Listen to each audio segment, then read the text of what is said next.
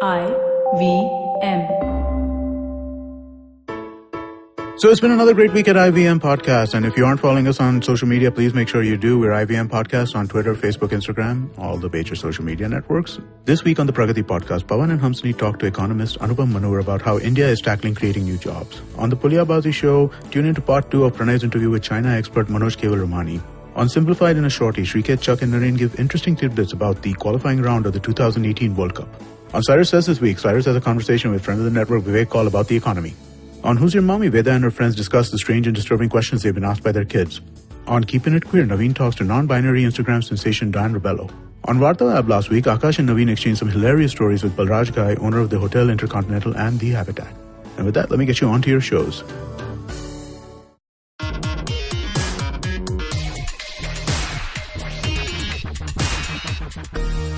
And welcome to a Simplified Shorty. And we are extremely thrilled because we have with us on the show, after what seems like an eternity, a new mic. and no, we actually have Srikeit also back. known as Srikeit. Yeah, we have Srikeit. Hi Srikeit, welcome back. Hi guys, what's up? What have you been doing? What have you been away? Just like reclaiming my sanity. Okay, very good. No, you've been sorely missed because in your absence, Chuck and I were very unsuccessfully trying to think of something sensible to say. The percentage of female fan mail that we have received has dropped drastically ever since. And a couple of suicides also, I believe. Whoa. I think that might be World Cup linked though. So was it the World Cup that kept you away?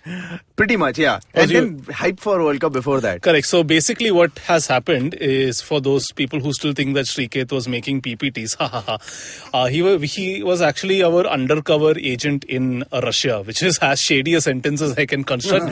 And he has come back with his findings in the form of a simplified shorty on the World Cup. Yeah, what really happened though was, like, I went there to Russia, tried to do research, found nothing, came back, opened Wikipedia, and here we are. So, just that travel bill that you submitted might not go through is all I'm saying. In Soviet Russia, the cover is under the agent.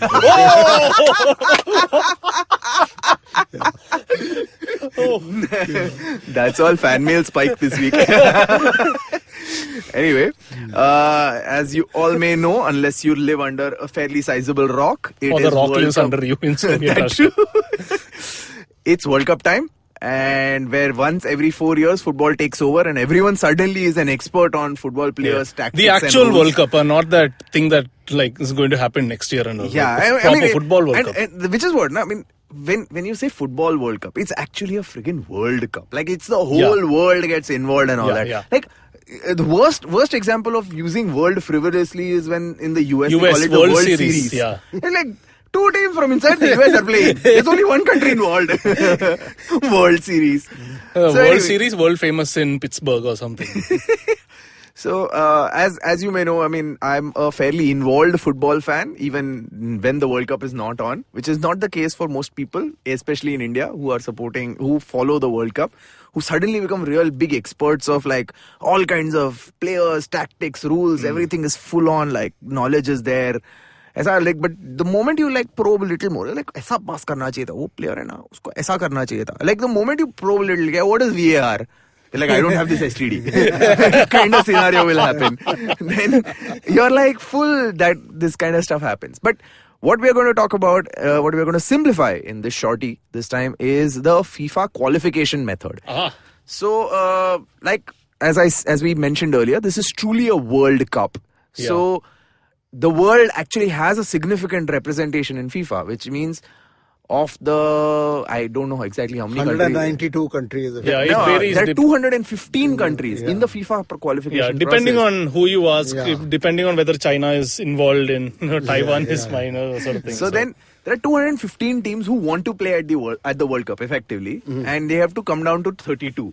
which gives you a 6.5% chance of playing at the World Cup if you're a country. Which is like... I am Ahmedabad level quality. Yeah, this is like an IIT, right? Yeah. In fact, that's what they should tell. So India never qualified properly for this World Cup thing. They should India should go to quota. Like, iska hai na 6.5% chance hi hai. And then they'll open a quota for it. And then they'll be like, full cram karte hain. And then we'll be like, acha, is baar Russia mein chal paper leak hoga. So, yeah, that kind of stuff. So, what we're going to talk about a bit is how the process with which they come down from 215 teams to 32 teams. Correct. And it's actually the longest possible format. So, to give you some reference, the 2018 World Cup qualification process began on 12th March 2015. And it ended on 15th November 2017. So this was an entire process of qualification where they were actually narrowing down. So over 2 years, multiple seasons, people playing across this thing, they have like finally gone there. And some countries which go through like extended series of eliminations, someone like in Australia who was qualified, play close to about 20 to 30 matches to qualify at the FIFA World Cup. So now how's the qualification format work currently? Let's just briefly go through that. There are about 5 confederations that are part of FIFA, the big ones that get qualification spots. There is UEFA, which is for Europe. There is CAF, which is for Africa. There is AFC, which is for Asia. There is CONMEBOL, which is for South America. And there is CONCACAF, which is for North America, Central America and Caribbean. CONMEBOL sounds like exactly what FIFA's tagline should be if they were in India. CONMEBOL, yeah. Pretty much. Now, what the current qualification format does is that it gives 13 berths to Europe, gives 5 berths to Africa, 4 to Asia, 4 to South America, and 3 to North America, Central America, and the Caribbean.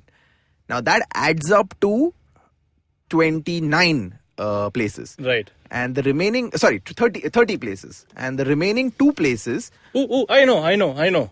Winner and host country. Well, good guess.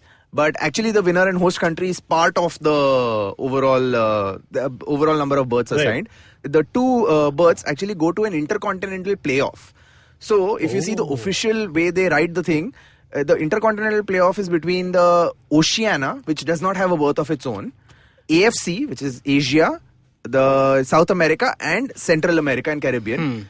4 teams who did not qualify through the regular routes come and play each other through an open draw, and out of those 2 teams get into the... So what they do is they hand out the two qualification spots in that format. So that's why all of these teams' qualification berths officially are written as 4.5, 3.5, 4.5. So half being that this is where the other half comes from. So, in fact, so now I actually did a little calculation from a percentage chance of how many countries enter the World Cup. Whoa. And how many entries enter from each confederation and what percentage of chance. So the best percentage of qualifying is from South America. South America. So where there are only 10 teams but 5 qualification spots. So they have a 50% chance of qualifying for, every country has a 50% chance of qualifying for the World Cup. Then comes Europe, where there are 14 spots and 54 countries entering. So there is a roughly number that seems to be going up every day. Yeah. And so there's roughly about a 27% chance of qualifying. Then you come to Africa, which has 5 teams qualifying from 53 teams, which gives you which gives you a chance, 9.4% chance of qualifying. You come to then North and Central America and the Caribbean, where 4 teams out of 35, which gives you around, again, a 10% chance of qualifying. Oh, so that's how all these random countries like Panama and all. Yeah. And Panama is an actual country. The worst possible qualifying ratio is for Asia. I know, yes. Which has, out of 46 countries, has 4 countries qualifying, which gives it an 8% chance of, for each country, an 8% chance of qualifying. And despite those 4, like India and China have appalling records of... So, no, I mean, the chances are low, firstly. And then you have like the amount of competition. You have 46 countries to compete from. And you have so few chances to get in. So, I mean, the point is that it's always really difficult. Though, the ray of hope that exists now is that from the 2026 World Cup, which recently got awarded to Mexico, the US and Canada, the number of qualifying spots will go up from 32 to 48. So 16 teams more will be added. So the number of qualifying spots for someone like Asia will go up from 4 to 9. Whoa. So that drastically improves the chances of a country like India qualifying. And so you said something about hosts and champions qualifying. So hosts have always qualified right from the beginning. And also till about 2002, there was a rule that champions also would qualify immediately, automatically the next year. Now in 2002, they had a unique conundrum where for the first time ever, the World Cup was joint hosted by two countries, South Korea and Japan. Oh, yeah. So when two countries were joint hosting, they awarded two places to South Korea and Japan. And so at that time, there was a thought process going on for a long time that, you know what, this champions qualifying by themselves, it not only removes, so champions are the best team already, they can qualify anyway easily for the next World Cup. And they were losing out on the fun of qualifying, because qualifying itself is a big entertaining process. So they were like, you know what, champions don't have a problem not having to go through qualification again, because they want to play and they want to practice and have competitive matches for their teams. So they removed the entire champions qualifying automatically part of the scheme, and then they just kept hosts qualifying automatically. This is going to get even more complicated when now in 2026, 3 hosts will have to qualify by default. And that should be pretty fun. But now that they will also be increasing the number of spots to 48, might as well. So, but something's very interesting about the history of the World Cup. So now how the qualification history of the World Cup started. So as keen listeners of Simplified would know already, and we don't need to simplify this, that the World Cup started in 1930 in Uruguay, where everything was by invitation. कि मेरे को मजा आया, मैं तेरे को बुलाया, नहीं तो तू मत आ. So 30 and 34 were World Cups by invitation, where they called a bunch of teams and they came and played and all that stuff. In 34 was the first time when the Italian World Cup was when they started with 16 teams. In fact, they kept it in such a way that there was only one team allowed from Africa and Asia. So you play between yourselves and figure out, and whoever wins will get one spot. 1 from North America, 2 from South America, and 12 from Europe. So it was effectively a European World Cup, which had like a couple of token fellows from here and there. And so this 16-team World Cup format went on for a very long time, till 1982 in Spain, when it was expanded to 24 teams. And then in the 98 World Cup, France World Cup, it expanded to 32 teams. Oh. So now the current format is what we have had only since 98. Before that was only 24. That recent? Yeah. It's very recent. It's fairly this thing. So the very interesting tidbit of information that the World Cup qualifying has always been a really interesting process, which has actually only been interesting right at the beginning. It stopped being interesting quite a bit after that, where now it's just fairly boring. A bunch of teams play and they do whatever. But the one of the most interesting formats of qualification was in the 1938 World Cup, where qualification happened, 16 teams were decided, and then suddenly they had to drop down to 15 teams. Guess why? World War I. 38. Oops. World War II then. Yeah. Austria was absorbed by Germany and they dropped down from 16 to 15 teams. It's like reducing competition by conquering countries entirely. No, this is other thing, where the first ever international cricket series was supposed to be between England and France, and it didn't happen for the minor matter of the French Revolution. It's something similar to that. Yeah, I mean, if only Germany had decided to conquer Mexico when they found out their groups just now, referencing Mexico's 1-0 win over Germany just very recently. Ooh. And but the crowning glory of the cluster of qualification in a World Cup is the 1950 World Cup. Bear with me, this will take a while. I know, and bear. Emphasis on bear. Now, 1950 World Cup was the first post-war World Cup. So 1938 was the last pre-war World Cup. 42 and 46, both World Cups were abolished for the World War. So 50 was the first World Cup that happened after in Brazil. Now, the qualification process went hence. Germany and Japan were banned from playing because they were war fellows. So they lost the war and they were banned from playing. Germany, in fact, was partitioned in many parts. So any part of Germany, East or West Germany, could not play. Italy, Austria and other countries that had been involved in World War II as allies of Germany were not subject to international sanctions. They were considering it, but Italy was the defending champion from 38. So they said, khilana padega, aisa nahi kar sakte. So they let them play. The British nations, and this is particularly delightful from the British nations part. British nations had not taken part in any World Cup before this because they had just generally boycotted because they didn't think it was worth it. They wanted to only take part in the Olympics. So the British nations said, fine, we will take part, but we will have a tournament called the Home Nations Tournament where they will get Ireland, Scotland, all these teams to play. And the first and the second place will go to the World Cup. Scotland and England were having pretty solid competition at that time. Scotland made one solid announcement saying that, boss, if he comes second, we will not go. Oh. So they played the tournament. Scotland came second and said, nahi jayega. So England is the only team that went from the home nations.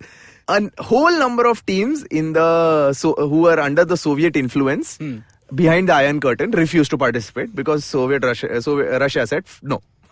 So the 1934 finalists Czechoslovakia, finalists Hungary, 1938 finalists Hungary, all backed out. Nobody decided to go finally.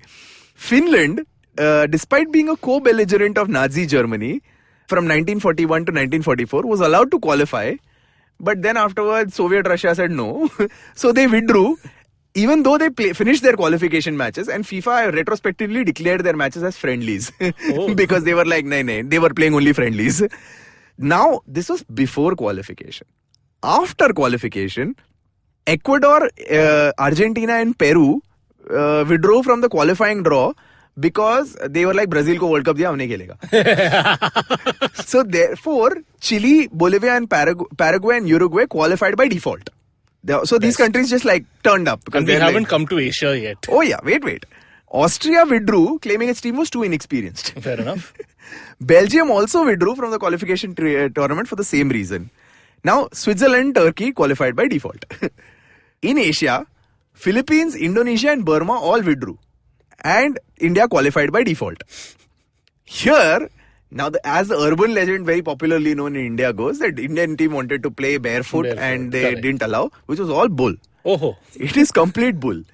The reason is that actually India, so the rule was imposed only in the 1948 Olympics. FIFA had never said anything about playing barefoot being a problem. It has become an urban legend and a thing to mask AIFF. AIFF said basically, बहुत दूर है नहीं जाना खर्चा होगा कौन भेजेगा. So they said नहीं भेजना, and they in fact it came to this point where FIFA, because they were desperate to have a team from Asia, they said we will bear the expenses of travel. Wow. And AIFF still said no because they said उनको घर और का पैसा जेब खर्ची देना पड़ेगा तो मैं नहीं देगा. I don't want to give them any money. Wow. So Amazing. AIFF just withdrew from the World Cup as well. And this was, in fact, initially they took part in qualification. So they were automatically qualified for the World Cup. So they went in the group stage draws as well. So they went in the draws and then they withdrew because they were like, अच्छा अभी जाना पड़ेगा. We'll actually have to go. कितना दूर है? क्या time zone है? So they all... Veg food मिलेगा. And Turkey withdrew, citing financial problems also.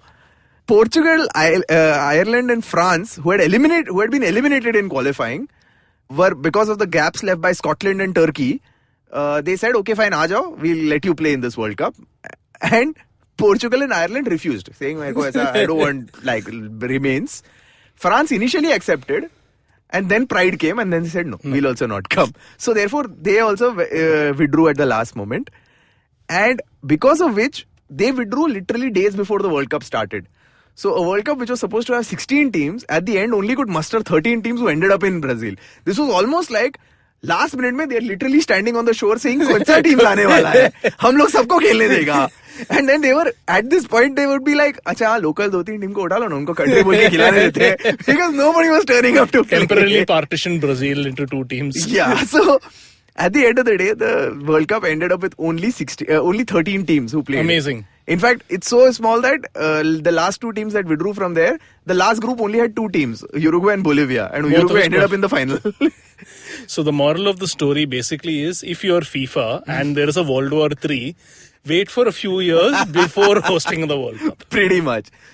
So yeah, that is effectively the story of World Cup qualifying. The best hope that probably India has to qualify at any time soon is to host that World Cup.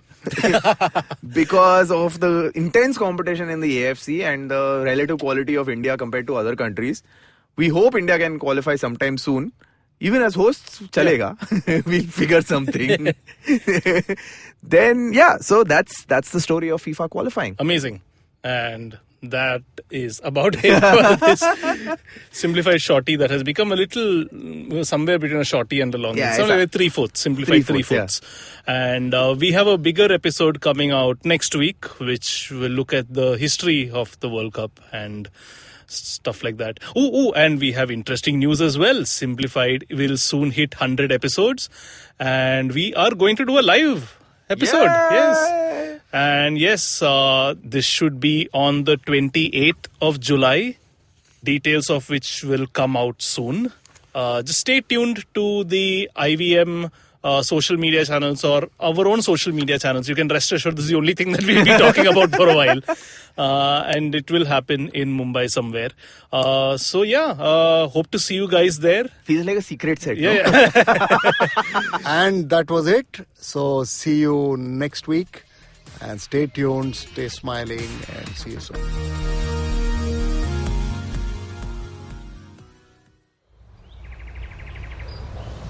He bends down to test the warm water for his bath.